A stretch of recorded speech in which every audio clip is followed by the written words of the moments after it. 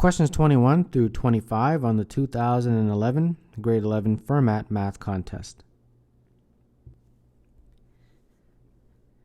The positive integers are arranged in increasing order in a triangle as shown. Each row contains one more number than the previous row. The sum of the numbers in the row that contains the number 400 is. The first row contains one number, second row two numbers, third row three numbers, fourth row four numbers, fifth row 5 numbers, and so on. So the nth row will contain n numbers. So if it's a 20th row, it will have 20 numbers. Now, I'll start off with a simple example. Let's say I said to you, in what row is the number 13? Well, you can easily tell that it's in the 5th row. But what if it was a very large number like 400? What's the strategy for figuring this out? Well, one thing is for sure is that the last number in the previous row has to be less than that 13. That's pretty obvious. But it's obvious only for small numbers. But let's say I said, well, how do I figure out this number? It's just the sum of those numbers. So 1 plus 2 plus 3 plus 4, for example, is 10. So in order to get the last number in the row, you would add up 1 plus 2 plus 3 all the way up until n, where n represents the nth row. And if you do that, you'll get the value of the last number. So for example, when n is 4, this becomes 1 plus 2 plus 3 plus 4, and that is just 10. And as you can see, 10 is indeed the last number in the 4th row. But what if I said, what is the last number in the 67th row? Well, obviously you're not going to make this table, but you can just use this formula. And some of you remember that there's a formula you use to add up numbers from 1 to n. It's n times n plus 1 over 2. So that makes your life a lot easier. So we therefore know that n times n plus 1 over 2 is the last number in the nth row. For example, the 10. Now, since the 400 is going to be in the row below it, so if this is the nth row, the 400 is going to be in here somewhere. So this is the nth row, and then the 400 is going to be in the very next row. So I'm interested in finding out this number right here, the last number in that nth row. How am I going to do that? Well, I use this formula. But one thing I know for sure is that that last number is got to be less than 400. Correct? Because the numbers kind of get bigger. So if this number is here, then it's obviously got to be less than 400. So this is the formula that's going to help me figure out what that number n is. Simplifying a little bit, you get n times n plus 1 is less than 800. Now at this point, instead of using a quadratic, it gets really complicated. What we can do is approximate. N times n plus 1 is very similar to n times n. And really that's just n squared. So what we're doing is really sort of looking at n squared is less than 800. So if you approximate, you'll get that n's got to be less than the square root of 800. And that's about 28.3, approximately, right? So let's try. Let's try n equals 28 and see what happens. If n is equal to 28, then let's see what this looks like. It will be 28 times 29.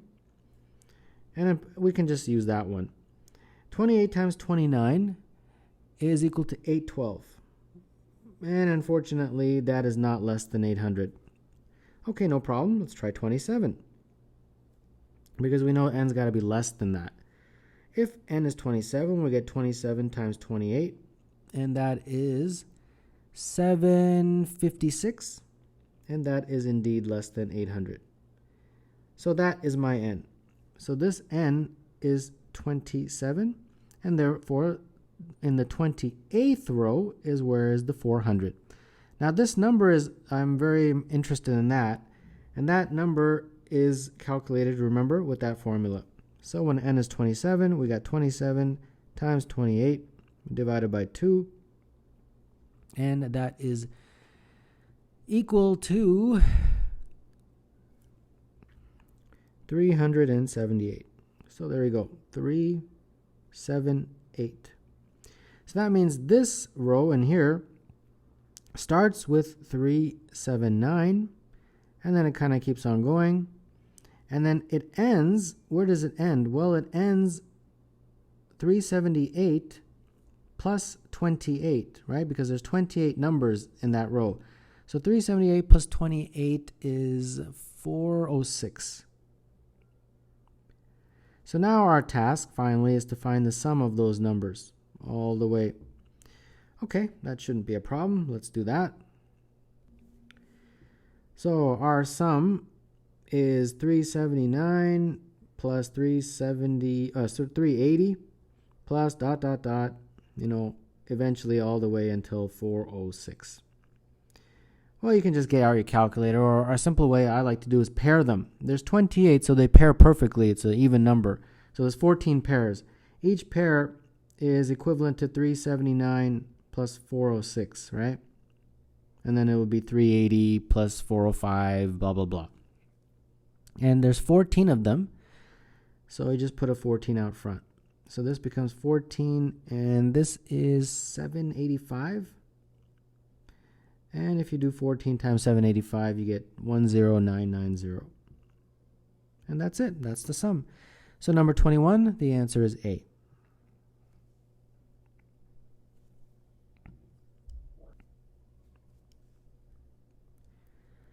The number of pairs of positive integers pq with p plus q less than or equal to 100 that satisfy the equation is...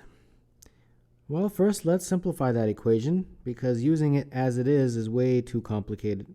So q to the negative 1, p to the negative 1 plus q is 17. So this becomes p plus 1 over q, 1 over p plus q. Get a common denominator, q and q, p and p. So this becomes qp plus 1 over q all over 1 plus qp over p is 17. And this becomes qp plus 1 over q times p over 1 plus qp is 17. The good news is this cancels with that. So all I am left with is just p over q is 17. Okay, so as you can see, much more easier to work with. Now we have to make a little bit of a table and see what kind of values we get. So we got q, p, p over q, and p plus q, and they've given us a parameter that's less than or equal to 100. And p and q are positive integers, right? Okay, let's make a table. And the good news is the answer choices go from 0 to 5, so the maximum is 5, so we won't need to have more than 5. Well, q is my denominator, so let's start. Let's start with the simplest one, 17 and 1, right? That would give you p over q is 17. P plus q in this case is 1 plus 17, which is 18. Is that less than or equal to 100? Yes, it is. So this is a valid solution. Now p over q is always going to be 17. Let's start the next one, integer. How can I make p over q equal to 17 with integers? I can do 34 and 2. That would work. Is p plus q less than 100? And the answer is yes, because it's 36. That works. Another way to get p over q to 17 is to use 3 for q and 51 for p, right? I'm just going up by 1 for q.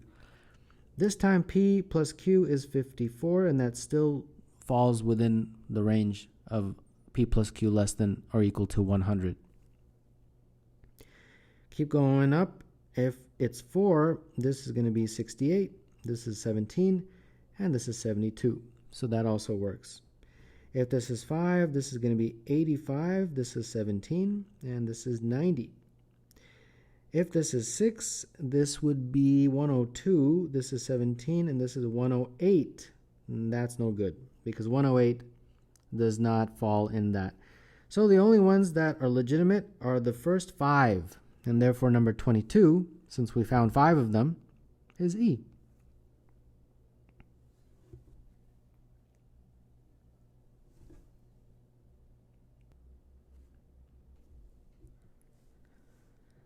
Dolly, Molly, and Polly each can walk at 6 kilometers per hour. Their one motorcycle, which travels at 90 kilometers per hour, can accommodate at most 2 of them at once and cannot drive by itself. Let T hours be the time taken for all 3 of them to reach a point 135 kilometers away. Ignoring the time required to start, stop, or change directions, what is true about the smallest possible value of T?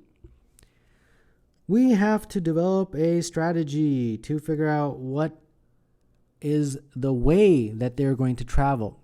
And I think that is the most challenging part, figuring out the strategy. Once the strategy is figured out, then the math is relatively straightforward.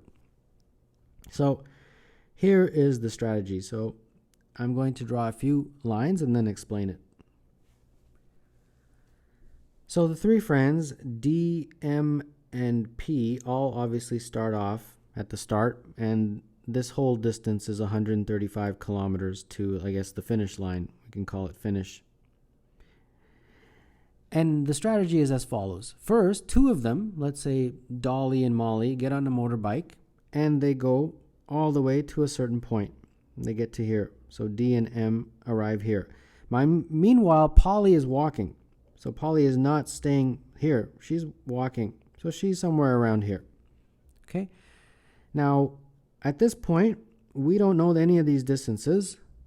So I'm just going to label this distance X. It's the distance from that point to the finish. Now, this is a very important point. That is what you call a drop-off point. And that is where Dolly drops off Molly. And then Molly starts to walk in this direction. So Molly will start walking toward the finish line. But then Dolly goes back to pick up Molly. Okay? So now Dolly's coming back. And by this point, Polly is walked till about here, right? And then Dolly comes back to pick her up. So this is now a pick-up point. Now the distance that Polly has walked from the start to there, I don't know, so I will call it Y. Okay? Meanwhile, Molly is still walking. She is probably pretty close to the finish line. Not sure where, but somewhere around there. Then Dolly picks up Polly and then drives her back on the motorbike. So then they all go back together, and eventually they end up at the finish line. So they all end up back at the finish line, P, D, and M. Okay? And they all arrive at the finish at the same time. So let's figure this out. And we're going to use, of course, that formula, speed is equal to distance over time, and any variation of this formula, such as time is equal to distance over speed. So let's figure this out. Let's call this first scenario T1. And then this second scenario we'll call T2, and then this final scenario we'll call T3. And then, of course, the T is the time taken for all 3 of them to reach point, I guess the finish line. So that T that they're asking about that's in the answer choices is really T1 plus T2 plus T3, because all of them have to reach the finish line. So here we go. What is T1? Well, it's distance over speed. And for this distance, it's from there to there. Now the whole distance is 135, and from here to here I have labeled that as X. So that distance that the 2 friends on the motorbike travel from there to there is really just 135 minus X over 90, which is the speed. And then for Dolly, which is the first friend that I really am talking about, T2, her T2 is basically going from that drop-off point back to the pickup point, right? She was here, but then now she's traveling to there. So she goes back like that. So that distance is basically 135 minus x minus y. And again, over 90, because she's still on the bike. And then the last distance is when she goes from the pickup point, right here, all the way to the finish line, and ends up here. So that is going to be 135 minus y, all over 90. All right, so I hope that makes sense. Those are the 3 times for Dolly. And the total, of course, we need to figure out. But the only way we could figure out the total is if we had actual numerical values for x and y. And we don't. So what do? Well, if we don't have that, we have to come up with new equations. We have to come up with additional equations that will allow us to figure out the values for x and y. And how we do that is by looking at the other friends. We'll look at Molly, and then we'll look at Polly. So in the very same way, let's look at Molly. What is her story? Well, Molly initially was on a motorbike until the drop-off point, so that's going to be 135 minus x over 90. Now let's talk about T2 for Molly. Interestingly, for Molly, T2 and T3 is sort of the same because that whole time she's just walking. So we actually don't even need to worry about 2 different times. We should just concentrate on her second phase, which is just walking, and that's just x over 6. The distance is x and the speed is 6 because they're walking at 6. So that's all there is for her. And then Polly, her T1 is that initial phase where she's walking, so that's actually going to be just y over 6. And then her final phase is when she's on the motorbike and going all the way to the finish line with Dolly, and that is 135 minus y over 90. So there you go.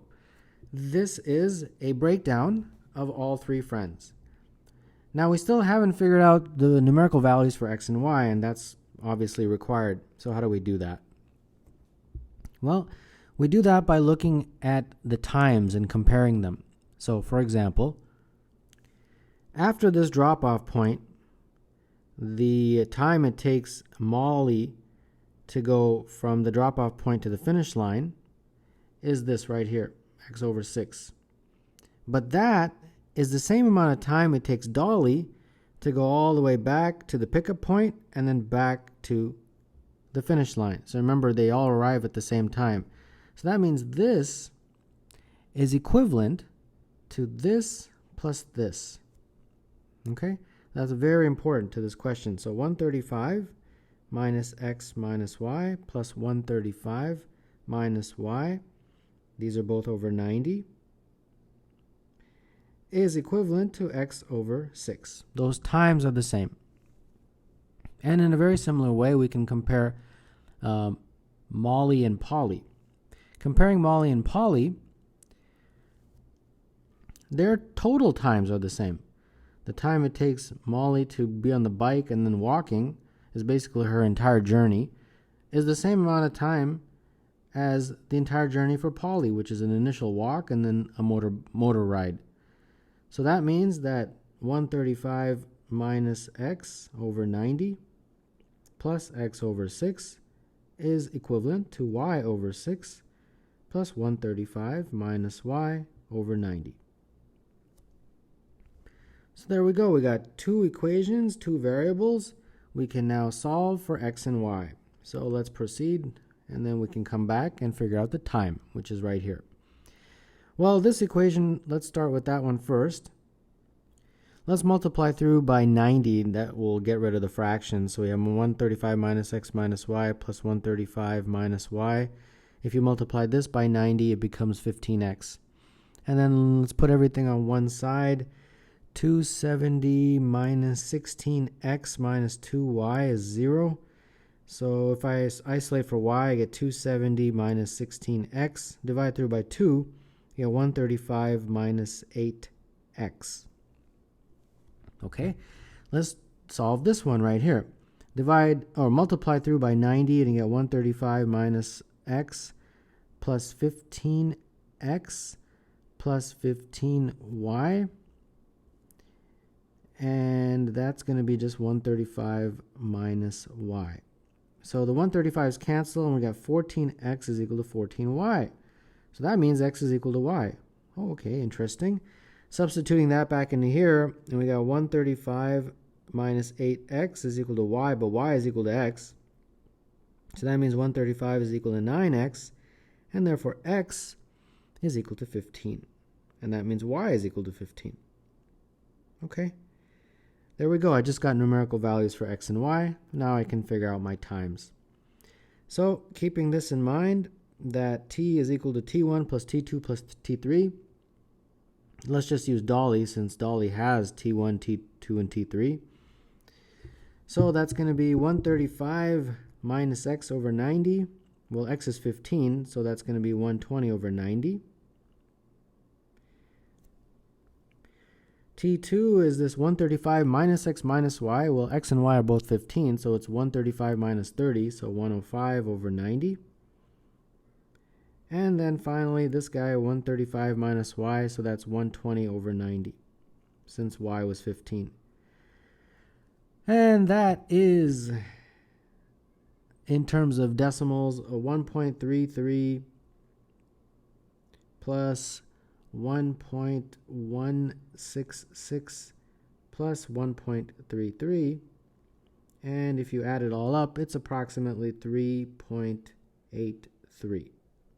So that is the shortest. The strategy was to figure out the shortest, 3.83, and therefore t would lie in which interval?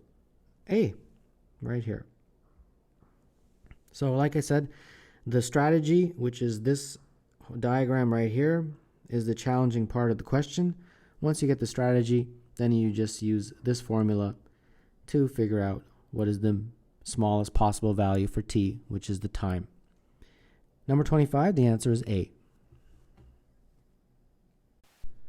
For numbers w, x, y, and z satisfy w is less than x, less than y, less than z. Each of the 6 possible pairs of distinct numbers have a different sum. The 4 smallest sums are 1, 2, 3, and 4. What is the sum of all possible values of z? Well, we have a number line, and on that number line, we've got 4 numbers, w, x, y, and z, like that. Now, I don't know what these numbers are, but we are given some clues. The first is, of course, that the order, but we've also been given that the sums. Now, first of all, let's list the sums. It would be w plus x, w plus y, w plus z, and then x plus y, x plus z, and y plus z. These are the 6 possible sums. Now, they have told us that the 4 of them, the 4 smallest, are 1, 2, 3, 4, but we don't know which is which. But there's one thing we know for sure, that w has to be involved in the smallest sums. Let me explain that a little bit with just a simple example. And like I said, you can use any numbers you want. Let's say we just use 1, 2, 3, 4 as my numbers. Okay, not the sums, just the numbers, like w is equal to 1, x is equal to 2, y is equal to 3, z is equal to 4. Let's write down what are the sums. And I'm doing this just to illustrate some important point. And that point is that w's got to be involved in the smallest sums. Let's talk about this. What's w plus x? Well, it's 1 plus 2, and that's 3. W plus y is 4. W plus z is 5. X plus y is going to be 5. X plus z is going to be 6. And y plus z will be 7. As you can clearly see, the w is involved in the smaller sums. Now, we've got a tie here. These two guys are tied. That's very interesting. But one thing is for sure, that w is involved in the smallest sums. So I wanted to use this to illustrate that. Now let's go back to our question. And our question, we are given some of the smallest sums. So I'm going to keep these in here. But now I'll use a different color to start matching what they have given me. 1, 2, 3, 4. 1, 2, 3, 4. I'm pretty confident it's like that. But I also think, because we have a tie here, that it could also be 1, 2, 4, 3, like this. I think those are two possible ways of doing it. I'm pretty confident. And the reason is because notice you have a tie there. So I think those could be interchangeable.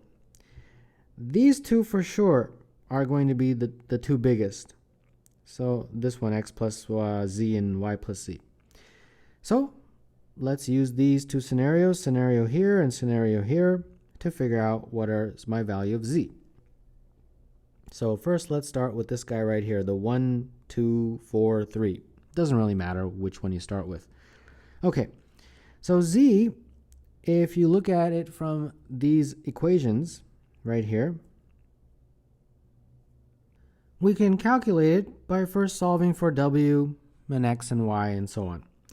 So we've got these equations here, and we've got our values. So let's go with those. So for the first one, I've got w plus x is equal to 1.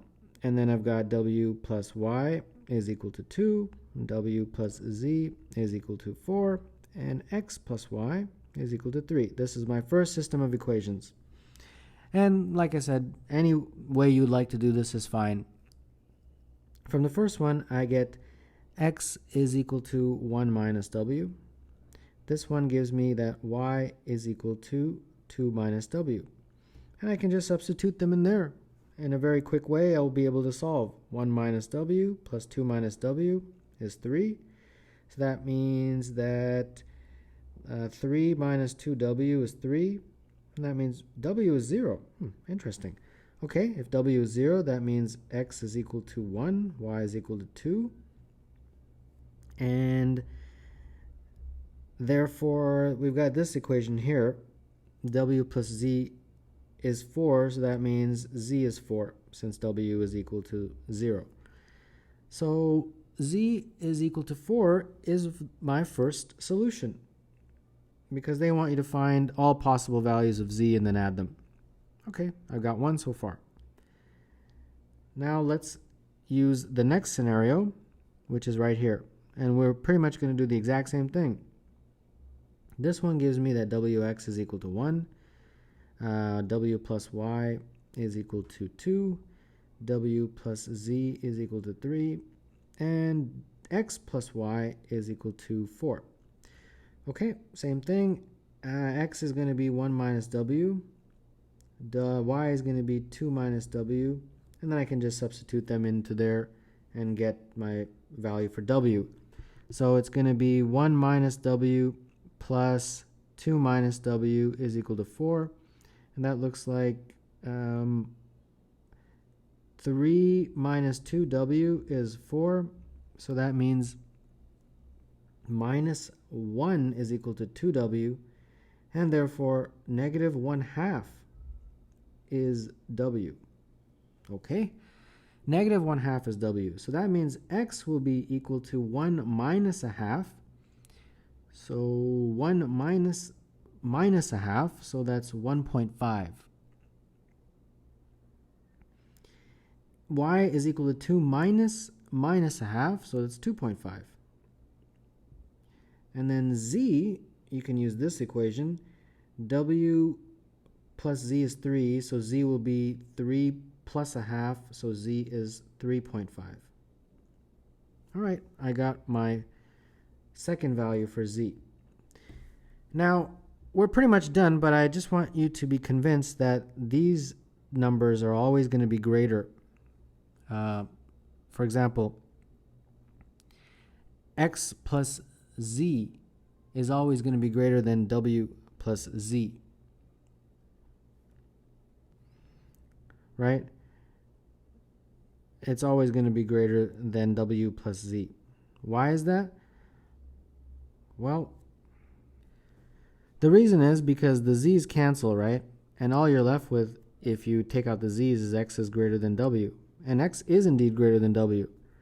So that's why. And very similarly, y plus z is always going to be greater than x plus y. if you have y plus z, it's always going to be greater than x plus y. For the same reason, the y's cancel and you just have x being less than z, and that's part of the original inequality. So therefore, this is the only possible scenario. Well, we have a final task of adding up the possible values of z. 4 and 3.5 is 7.5, and 7.5 is equivalent to 15 over 2, and therefore the answer to number 24 is D.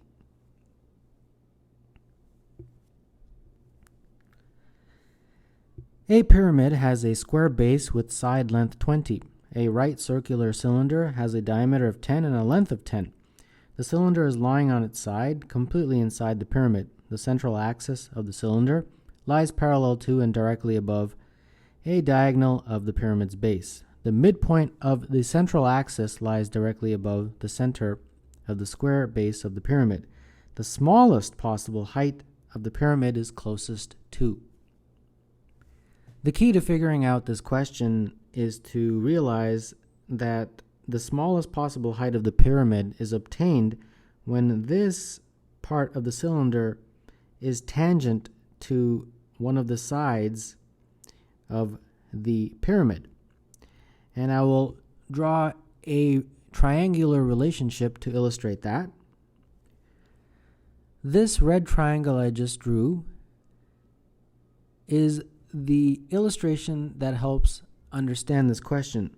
This point right here is the point where that cylinder is tangent to the pyramid. And that will help you figure out this question. So that is step number 1 of this question.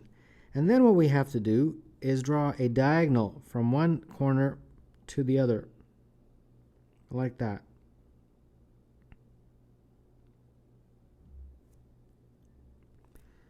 And that will also help us figure out some of these lengths. So here we go. Let's talk about this now.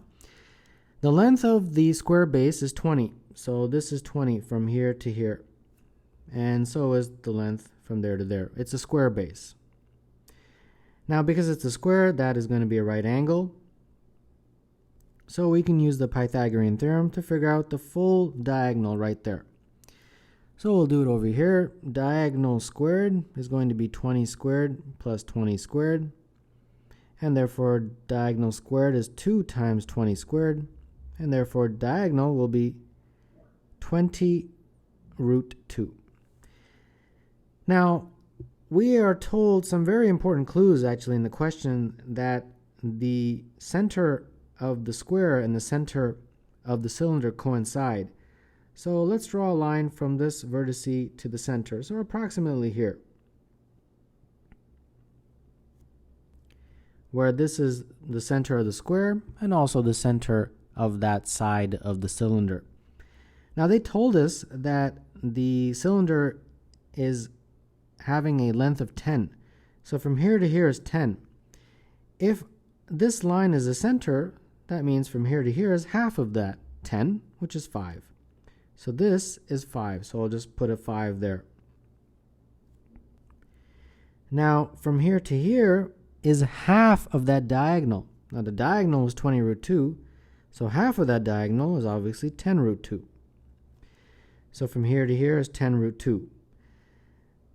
Therefore, the distance from here to here is 10 root 2 minus this 5. So I'll just put that here. That is going to be 10 root 2 minus 5.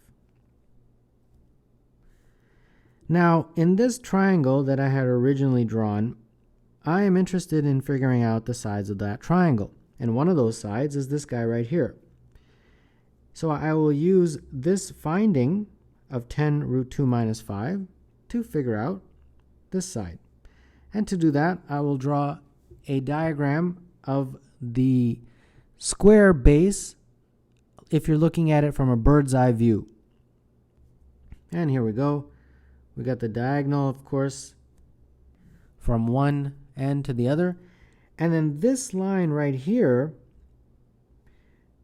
that I'm interested in, I've got to draw that in here. Now that line in the diagram extends all the way to the other side, right? Like that. So I've got to do the same kind of thing, but in this diagram that I'm showing in a bird's eye view. So it's going to be something like this. And to make this diagram complete, let's draw the other diagonal. And now let's compare. This guy right there is the same as this right here. All right? And that is very important to recognize. Now, this part is the same as this part. So let's label that from here to here is equivalent to 10 root 2 minus 5.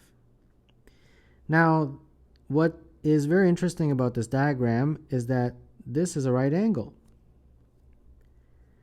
And since this was a diagonal, this is 45 degrees. And therefore, this must be 45 degrees. So that means this is the same as that. So since those two sides are the same, this is also 10 root 2 minus 5. So there we go. We just got this side. So I'll just draw it here. That is also equal to 10 root 2 minus 5. Now the next part of the question is looking at this circle right here and this triangle like that. So I'm going to draw this triangle containing this circle, which is tangent.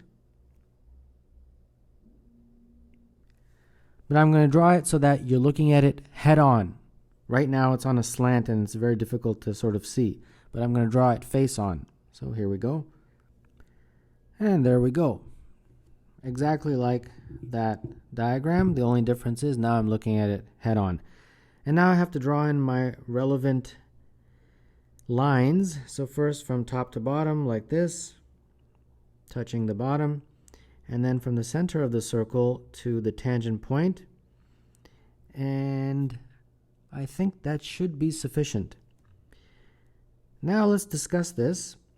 This side right here is the same as this side. So let's label that. We know that that is 10 root 2 minus 5. This from here to here is just the radius of that small circle. The question told you that the diameter is 10, so therefore the radius is 5. So that's 5 right there. And the other radius is right here. That's also 5, right? Because that's also the radius. Now, the other parts of the diagram we don't really know. Like, for example, from here to here, I don't know what that length is, so I'll just call it x for now. And then this top to bottom, I'll call that height. But remember, it's not the height of the pyramid. The height of the pyramid is over here. That's that. I'm going to do that later. This is just the height from here to here. So I'll call that small h. So that the height from there to there, I'll just call it small h. And therefore from here to here is h minus 5. Now these are tangent points, so that means these create right angles, right there and right there.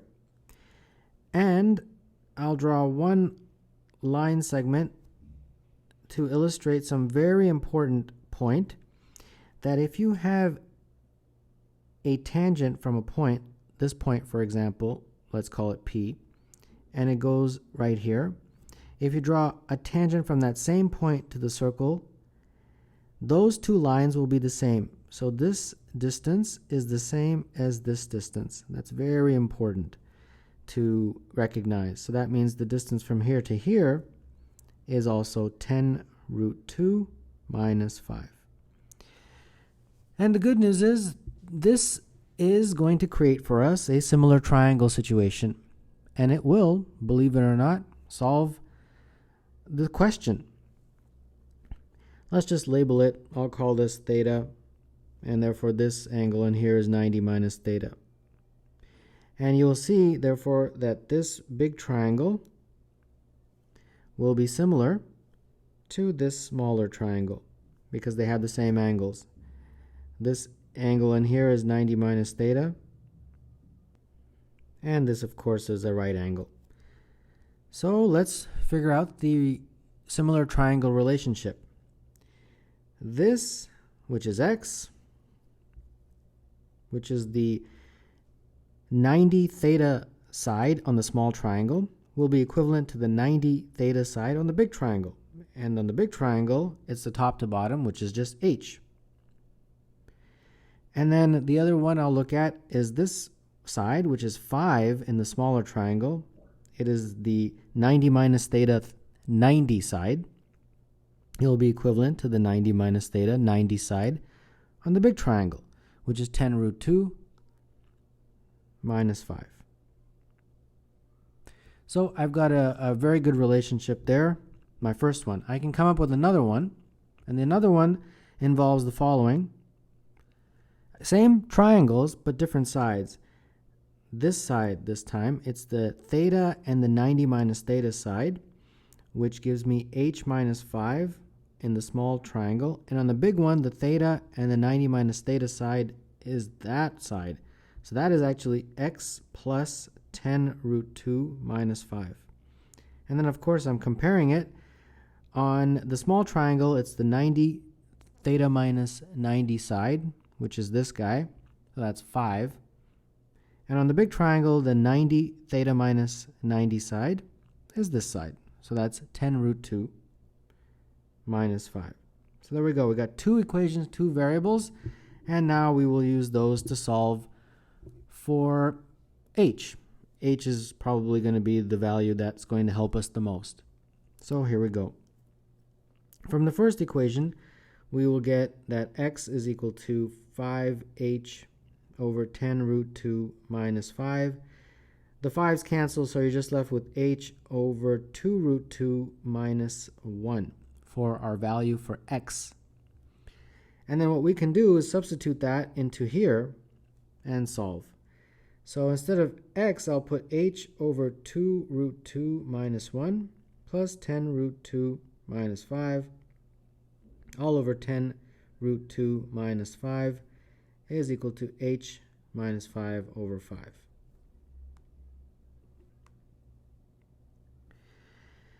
And let's cross multiply here.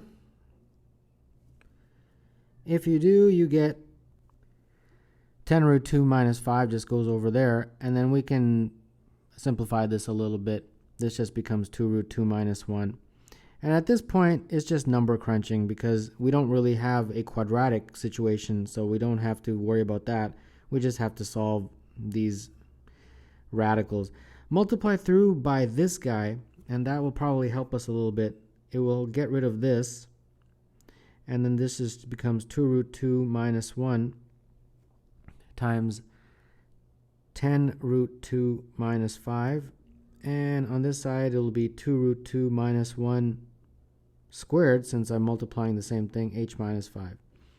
And at this point, you can expand, but I think it's easier if you convert it to decimals. As long as you use about 2 or 3 decimal places, you should be able to get the accurate answer. So this becomes a 9.14 for that 10 root 2 minus 5. And the 2 root 2 minus 1 is about 1.828. And then on this side, this 2 root 2 minus 1 squared is 3.343. And then, of course, we just have that h minus 5. And then this becomes h plus 16.707.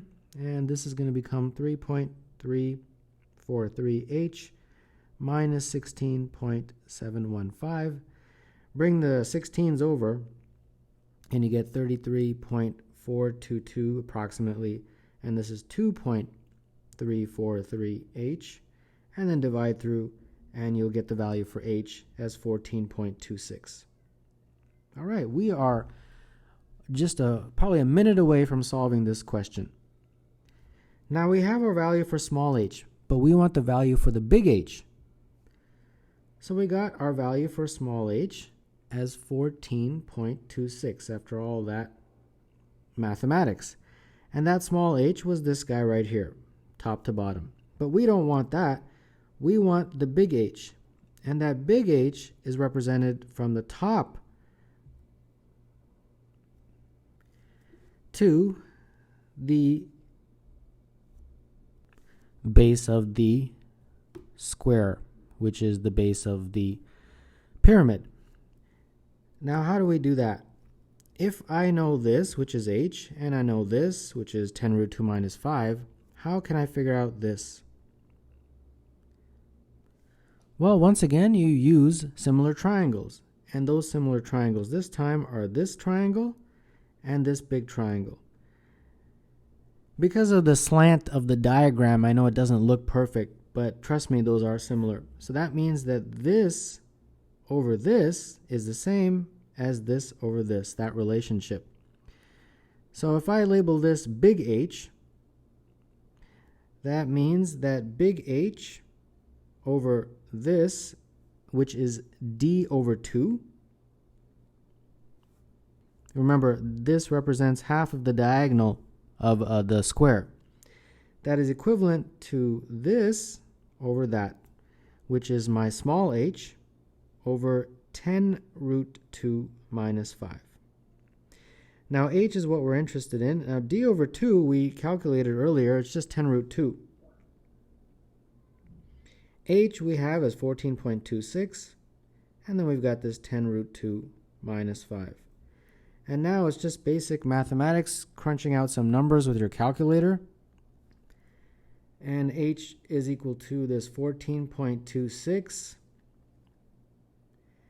And that 10 root 2 minus 5 is equivalent to approximately 9.142. And if you cross multiply this 10 root 2, that is 14.14 approximately. And if you calculate that, it comes out to approximately 22.05. And of the answer choices, the one that 22.05 is closest to is choice B, 22.1.